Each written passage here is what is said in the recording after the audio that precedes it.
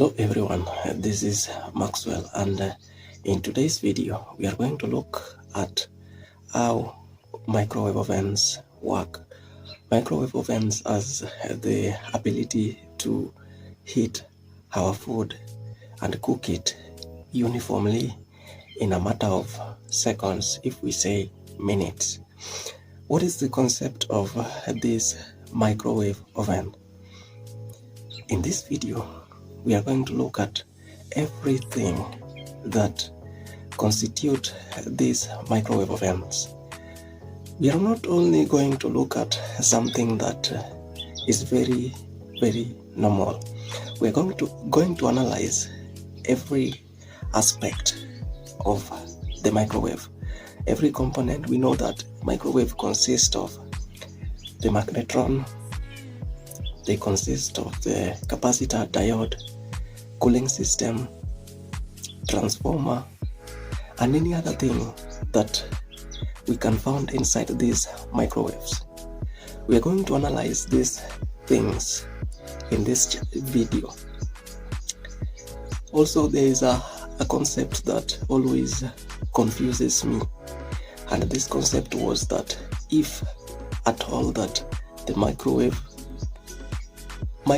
inside the microwave oven has the ability to cook food, then there is a concept called the voltage being stepped up. What happens when we increase the voltage? That is a phenomenon that confuses me, because now we know that in the range of electromagnetic spectrum there is a radio wave, microwave, and then infrared waves. Why is it that when we increase voltage, the microwaves are not increased their frequency so that they can be infrared waves? That is the concept that also we are going to analyze in this video. I hope you found this video informative. Stay tuned up to the end. Don't forget to subscribe, don't forget to like.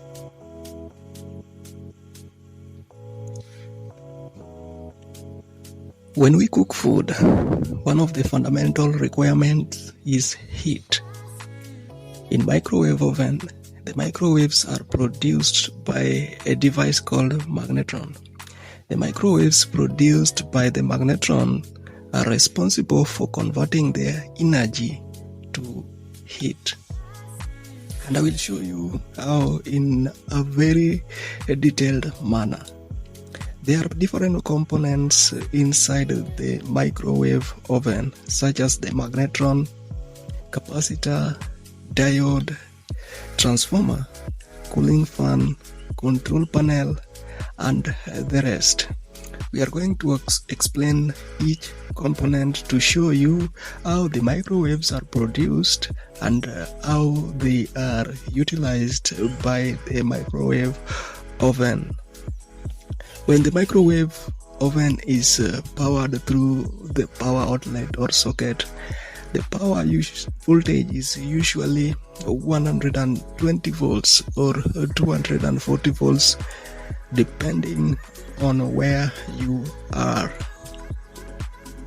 In Kenya, where I am in, we use 240 volts at frequency 50 Hertz, but the magnetron require a high voltage from 2000 volts to 5000 volts for it to work efficiently.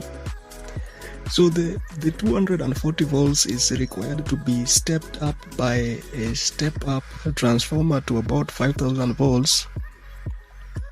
Now, the transformer is a device that transfers electrical energy from one circuit to another through the electromagnetic induction.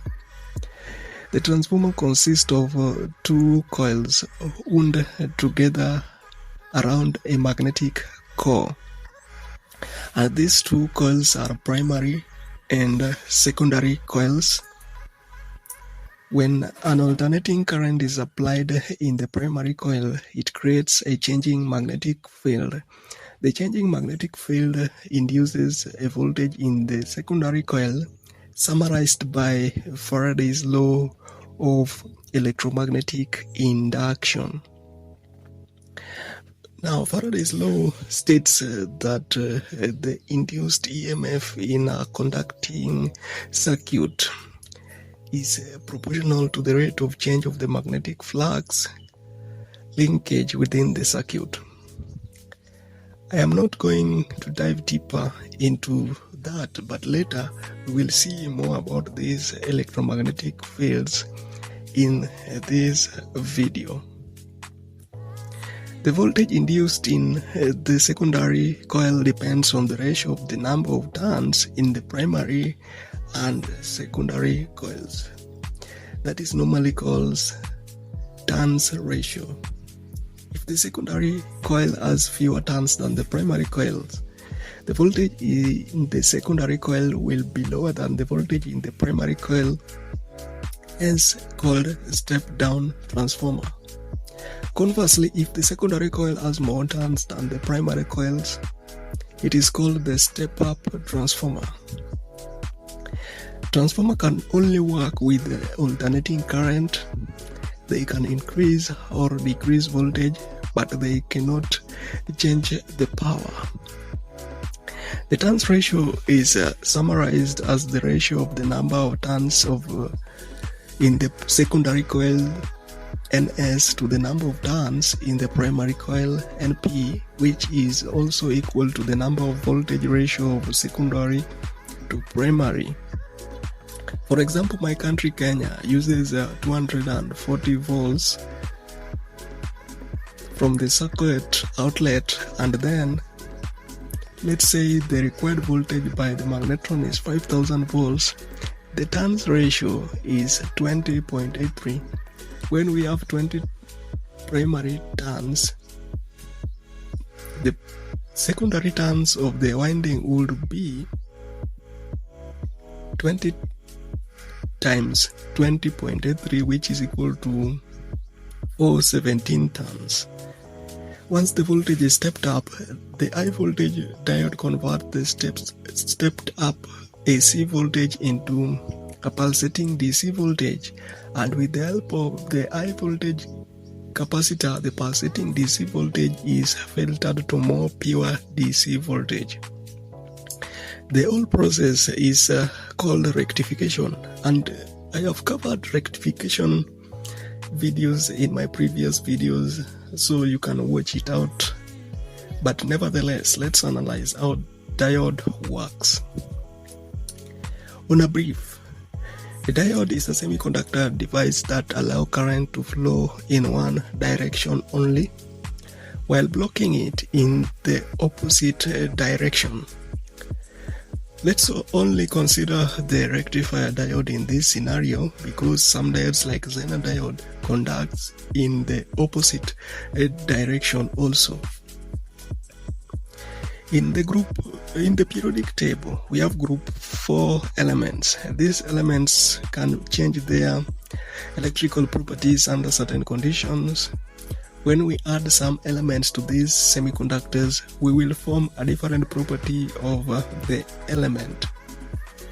Let's take silicon, which has 2 to 8 to 4 electron arrangement in a Bohr model formation. Silicon has the ability to lose or gain 4 electrons in its outermost valence band to be stable. Hence, we consider it that it lacks 4 electrons valency, and it also has a covalent bonding in it. When we add some elements to these semiconductors, we will form a different property of the element.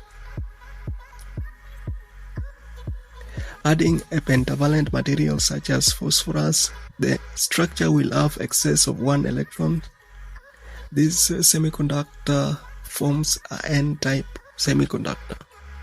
When we add a trivalent material such as gallium, the structure will have less electron, forming a hole in the structure called the P-type semiconductor.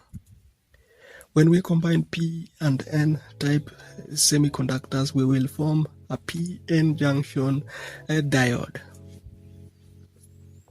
At first, when P-N and N type semiconductors are brought together, the electrons and holes near the junction recombine, forming a depletion region which prevents further electrons and holes recombining.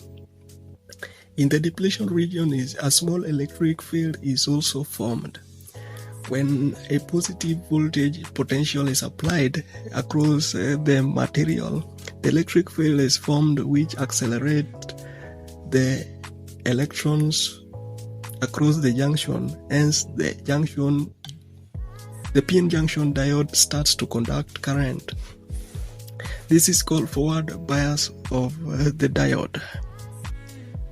When a negative voltage potential is applied, the electric field at the junction is also reversed. This prevents the electron's acceleration forward.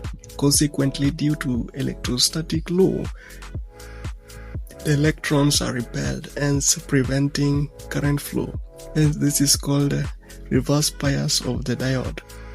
With this, let's see how diode is used to block the alternating current. But first, let's learn how an alternating current works. In a demonstration to show how the AC or alternating current works, we have used the voltmeter to measure the voltage, the coil, and the bar magnet. When we rotate the bar magnet across the coil, the current will be induced, and the whole process is supported by the Faraday's law of electromagnetic induction, and the direction of the flow of the current is analyzed by the right-hand rule. So the magnet has fields, and these fields are from north to south pole. When a magnetic field cuts the coil, there is induction of electromotive force. The electromotive force is the voltage, and the direction of the induced voltage is determined by the direction of the magnetic fields, summarized by right-hand rule and also supported by Lenz's law. So when fields are approaching, the voltage increases gradually to a maximum at which the magnetic field is stronger. The voltage in this state flows in forward direction, and the voltage decreases as the field are moving away until a weaker field are experienced. When the other pole of the magnet is approaching, the same process repeats itself, but this time around, the direction of the flow of voltage reverses.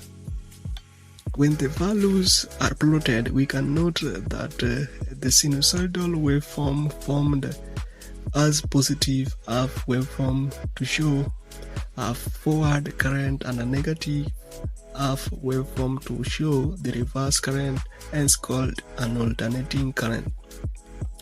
And for a full cycle forms one frequency. For a 50 Hz frequency, the magnet must cut the coil 50 times within 1 second. When we use the diode, it will allow only forward current and blocking the reverse current.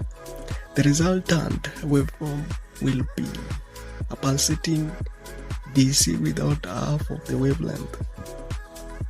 Now, adding capacitor to the circuit, this capacitor will be able to filter circuit and smoothen the waveforms to a more smooth DC current, and this takes us to further steps of how capacitor works. A capacitor is a passive electronic component that stores and releases electrical energy in the form of electric field.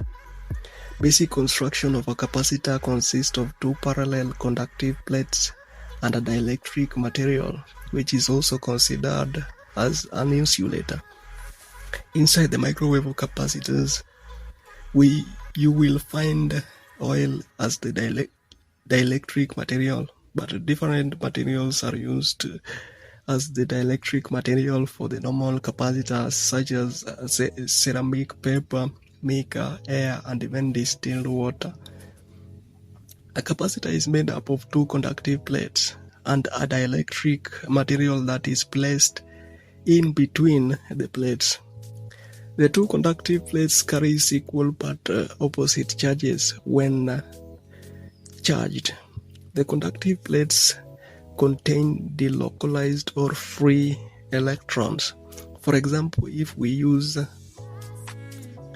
lithium, before applying power to the conductive plate, the charge of the plates are electrically neutral because they carry equal number of electrons and protons. Remember, electrons can flow freely while protons are in the nuclei of the atom. When current flows, the electron flows, and this changes the charges of this conductive plate. Hence, the flow of current causes the plates to acquire opposite charges. As we can see, one is negative and the other is positive.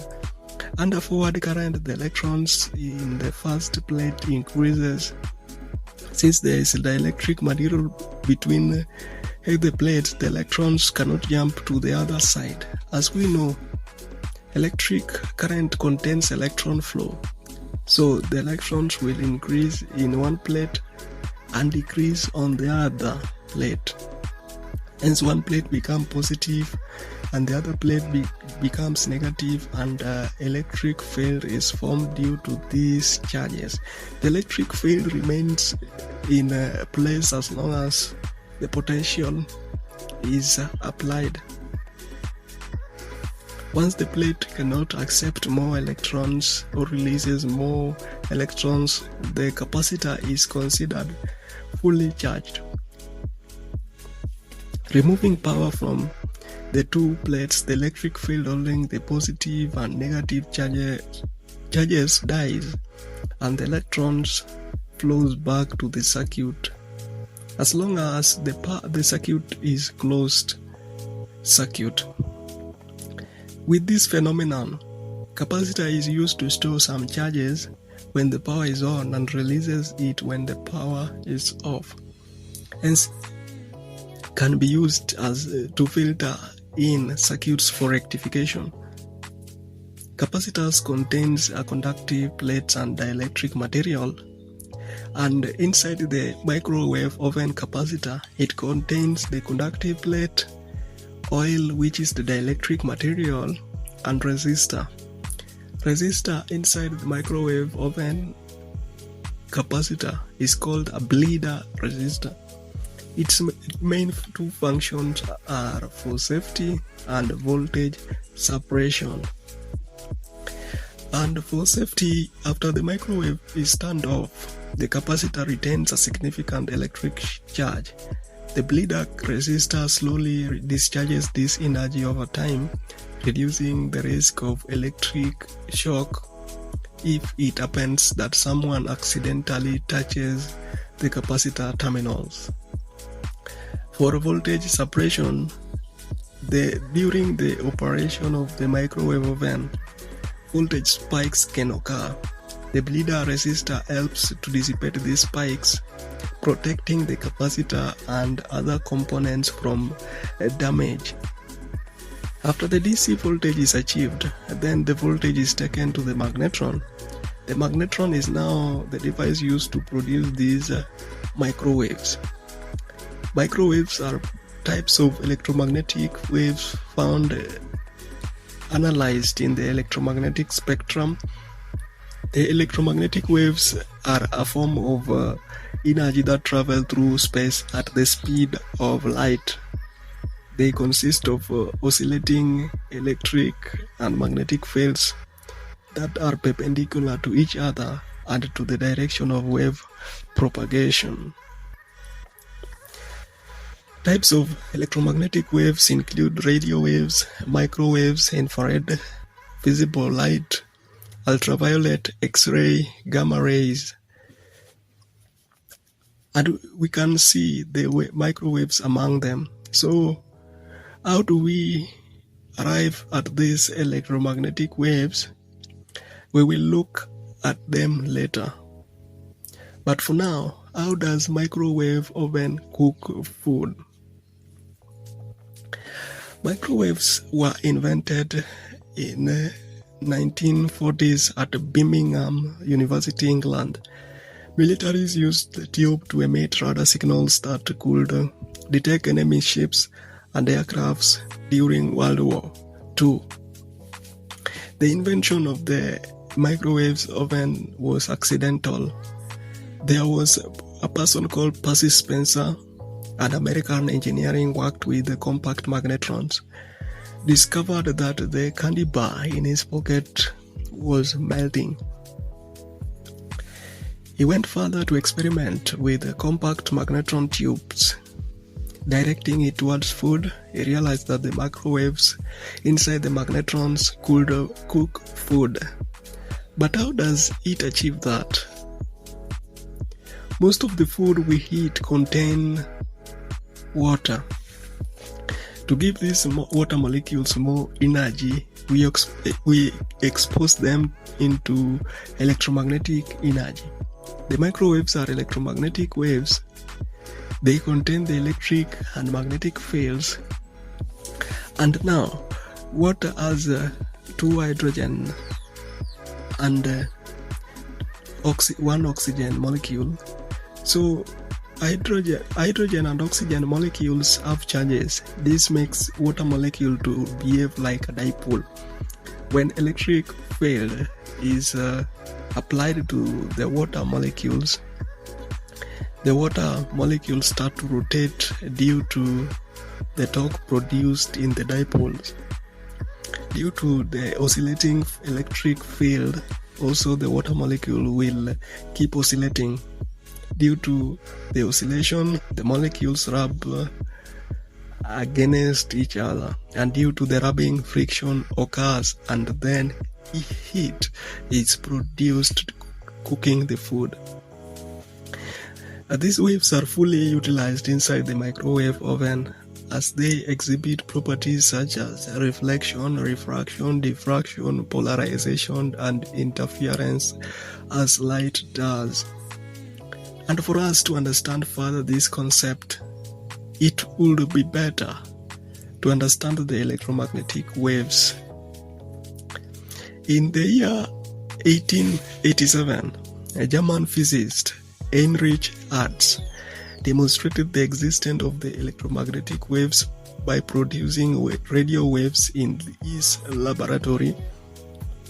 In his experiment, he passed a high voltage through 2 coils and a conductor with a gap and a capacitor connected in parallel. The high voltage produced a spark at the gap, and also there was a spark at the loop antenna placed a meter away. This is because when the spark gap ionizes, a brief current flows through the inductor and the capacitor, creating a rapidly oscillating electromagnetic field. This oscillating field radiates electromagnetic waves into the surrounding space. Also, the electromagnetic waves induced a voltage in the loop antenna of the receiver spark gap, indicating the detection of the electromagnetic waves. Therefore, for a better understanding of what electromagnetic waves are, let's understand charges. A particle has electric charge. Due to its charge, particle generates electric field around it. The electric field is static and it doesn't vary over time because the charge is motionless. Let's take a conductor carrying current. We know that the electrons will flow as shown. Bringing a charged object near the conductor at first, because the conductor is motion, because the object is motionless, the charges in the object are electrically neutral with respect to the conductor charges containing equal number of electrons to protons. But magic happens when we accelerate the object along the conductor. The object will not accelerate in a straight line.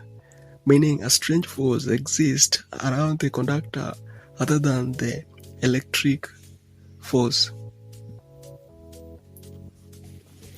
This force is called magnetic force. It is just an electric field force analyzed in a different dimension.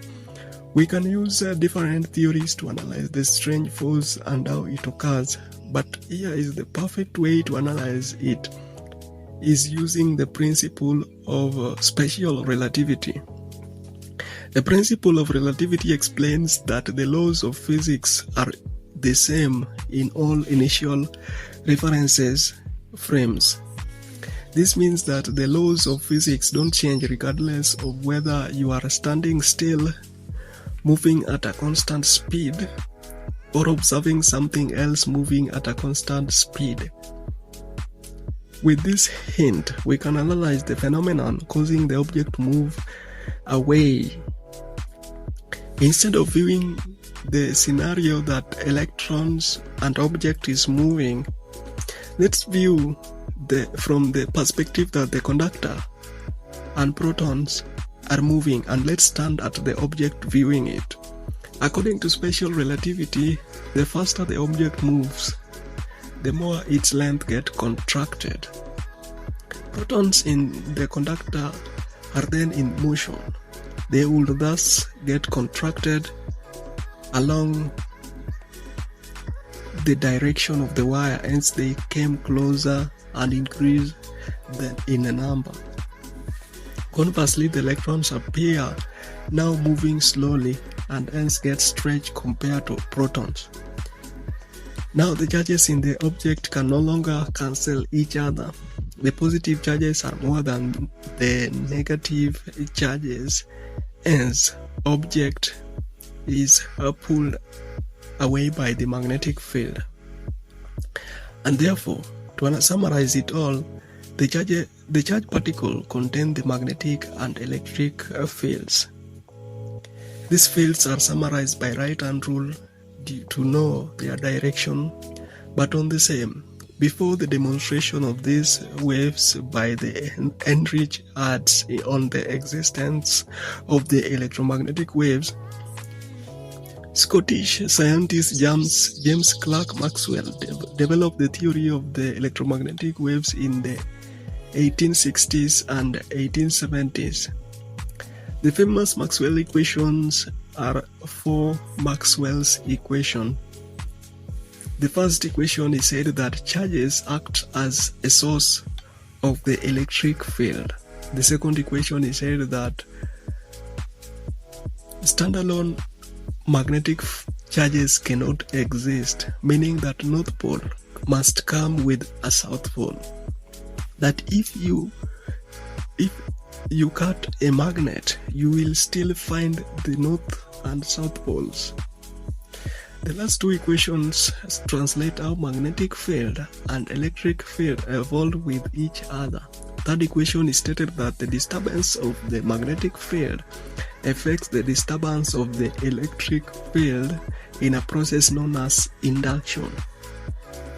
Meaning that if we push a magnet inside the coil of a wire, the electrons are set in a motion through induction. The fourth equation said the vice versa of the third equation, that electric fields leads to disturbances of magnetic field. Therefore, the third and fourth equation relates accordingly. And therefore, to summarize it all, the electromagnetic waves are created by vibrations between an electric and magnetic fields. They can travel through air, solid material, and vacuum tube. The waves have properties such as the reflection, refraction, polarization, and the rest. After analyzing the electromagnetic waves, let's see how these waves are produced by the magnetron. A magnetron is a device used to produce the microwaves. Magnetron contains a waveguide, antenna, ceramic insulation, gasket, magnetic radiator, housing, cathode, anode, filter, and power terminals. When we pass current through the filament with anode conductor, it heated up to emit electrons. This phenomenon is called thermionic emission.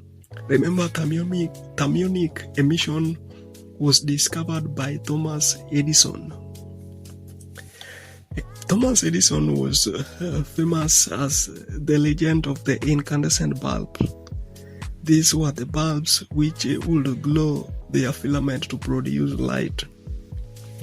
As he was doing his experiment, he realized that one side of his bulb was fading because of the DC current was being used.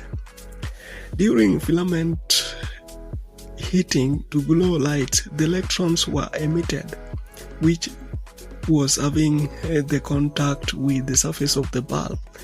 That process is what has been decorrected as thermionic emission, and that is what we are going to analyze here, and also we are going to use that concept here to know how this magnetron works.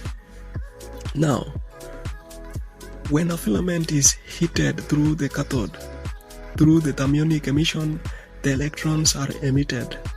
The emitted electrons don't have anywhere to go. Now, providing the anode to around this filament, the anode will accelerate this electron towards it. The rate of acceleration is two-way faster. Now we can now the concept we analyzed earlier about the electromagnetic waves, where the charged particle accelerated when it interacts with the magnetic field. The last two Maxwell's equation comes to play here. To reduce their speed during acceleration, the magnetic field is introduced by the two bar magnets. The electrons emitted will follow a curved path as analyzed earlier. The magnetic field will decrease their motion towards the anode, and due to the interaction of moving charge and magnetic field, an electromagnetic waves is formed due to the radiation of the charged particles in the magnetic field. Even if the radiation of the electromagnetic field are achieved, the radiation is inefficient.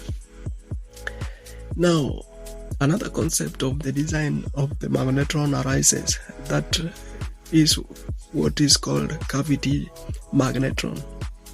To understand how this cavity magnetron is bring into this place, is we can now use the simplest model. We will analyze the metal bar with the cavity. The metal bar always consists of a positive and negative charges. When an electron is accelerated across the bar, it will cause the disturbances on the conductor bar. At the cavity, the electrons will easily flow on the other side of the bar, behaving like a capacitor, then back. Using an inductor at the cavity, we can easily accelerate this electron back and forth, hence the cavity behaves like an inductor. With this concept, the anode is provided with the cavity. With the cavities, a very interesting phenomenon occurs. At first, the electron's acceleration towards the cavity causes the cavity to attain opposite charges, behaving like an inductor. The scenario is repeated for all the cavities, and they attain their alternating charges over time. The interaction of the accelerating electron and magnetic fields continue. The electrons being emitted will follow a curved path towards the positive cavity, and the alternating charges. After some moment, the electron will form a rotating spoke wheel. The microwave radiation is then collected by an antenna. Now, after we have seen how the electromagnetic waves are being emitted, we know they interact with water molecules inside food to produce it. Then we can use the concept of the reflection property of the waves to reuse the wave again and again. The idea that the electromagnetic waves can reflect on the metal surface is because these metals have a large number of free electrons that can move easily. When the microwaves strike the metal surface, the oscillating electric field of the waves forces the free electrons to oscillate at the same frequency of the incident waves. The oscillating electron produces their own electromagnetic waves. The best example that is LED bulbs that produce the blue light or red light. These are the electromagnetic radiation that we can see through our naked eyes. Also, something to note is that these waves are being reflected almost entirely with negligible absorption. When we reflect the electromagnetic waves, we will have a more stronger electromagnetic waves. Now, when we reflect microwave severally, we will have more stronger microwave. This can also be analyzed by the concept of looking at these traveling waves with respect to the standing waves. We can see that the height of the standing waves is smaller at the 180 degrees phase difference of the traveling waves, which are superimposed on each other, and stronger when the waves are 0 degree phase difference on each other. Hence, reflection concept on the waves are fully utilized by the microwave ovens. Also, nowadays, for proper utilization of these microwaves inside the microwave oven, they are designed with either a turning table or a stirrer, which is always at the top, or both the turning table and the stirrer. However, it is usually directed to stirrer to guide the waves to the stirrer.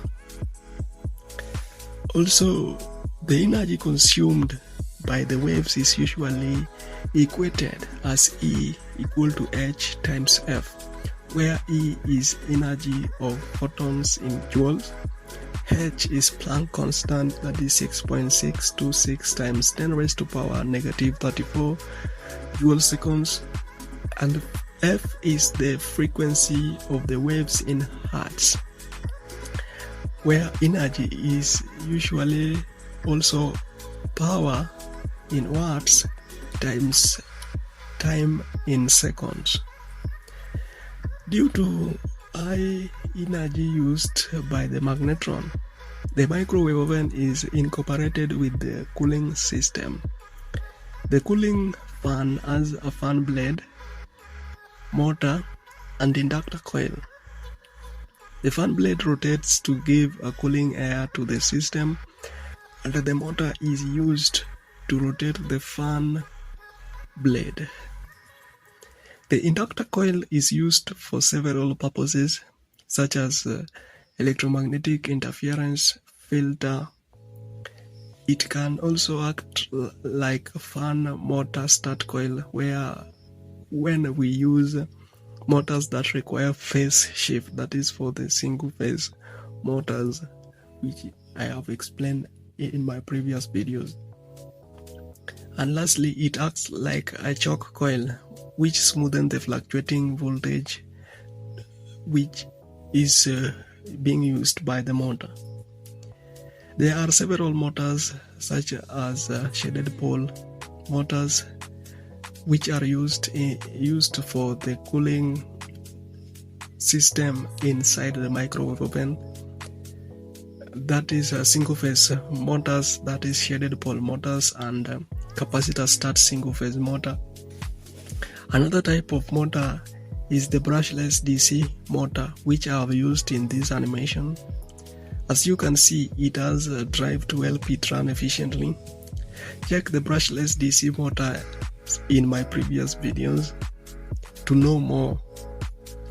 And there is a concept that when I was researching on the types of motors being used in this microwave oven, I realized that the motor brush DC motor is not used in these microwave ovens, and the reason why brush DC motors are not used in this scenario is because of the maintenance issue. The microwaves are designed for low maintenance, and brushes in brush DC motors usually wear out easily by time. The other type of motor that is also can be used is a synchronous motor, although it is just majorly used for turntables for their turning.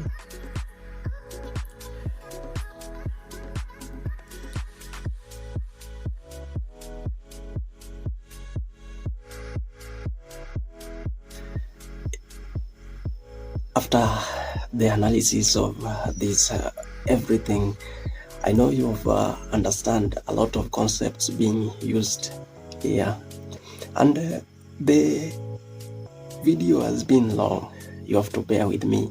That is why I had to use my voice, and I hope you have understand some concept. And also, there is one thing that I have not answered. When we increase voltage, the voltage that we increase does not necessarily increase the power, and hence the energy as power is related with energy, as energy is power times time. The voltage we increase does not increase power. The power will remain the same. So the power or energy required by to produce the microwaves will remain the same, hence the microwave will just remain like that. Then what happens when we increase voltage? The microwaves inside the microwave oven increases. Now, the concept that we have analyzed, such as the reflection, is a very good phenomenon, because now we have many microwaves inside the microwave ovens. Then the reflected waves are many, and at the end there will be much radiation. Let's say the friction will be much between the food molecules, and that is why we cook food faster. I hope you found this video informative, and if you don't want to miss any other concept that we always explore in this channel, and for now throughout this year we are going to analyze using my voice. I hope you will find this video informative, and if you do, subscribe, like, and share.